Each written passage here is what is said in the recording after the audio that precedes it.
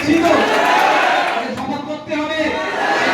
যখন মাদ্রাসা মসজিদ কবরস্থান হাতছাড়া হচ্ছে, বিজেপির নিয়ে আসা বিলেতে কবরস্থান হাতছাড়া হয়ে যেতে পারে, মাদ্রাসা মসজিদ হাতছাড়া হতে পারে, তখন মমতা ব্যানার্জি আমাদেরকে দিল্লি যাওয়ার রাস্তা দেখিয়েছে যে 2026 সাল আসছে।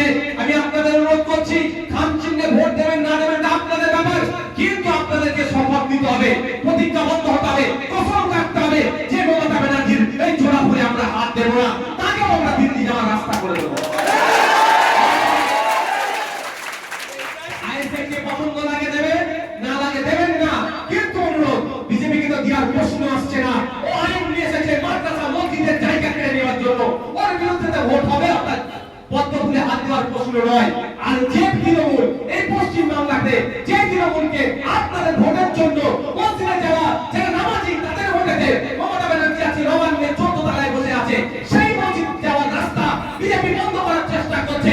আপনার আমার বাপ দাদু যে কবরস্থানে শুয়ে আছে, সেই কবরস্থানের জায়গাটা বিজেপি নিয়ে নেওয়ার অপচেষ্টা করছে, সেটাকে বন্ধ করার জন্য তৃণমূল কংগ্রেস রাজ্য সরকারে এগিয়ে আসলো না, উল্টো যারা এগিয়ে আসছে তাদের নামে মিথ্যা মামলা দিচ্ছে, তাদেরকে জেলে ভুলছে।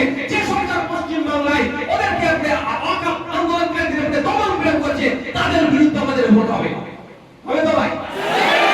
2026 সাল আসলে মাথায় থাকবে।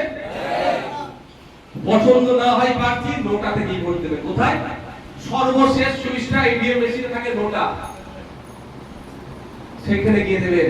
কিন্তু আপনাদের বলছি, আপনাদের তৃণমূলকে ভোট দেওয়ার মানে আপনি এস্টাবলিশ করলেন, বিজেপিকে সুবিধা করলেন।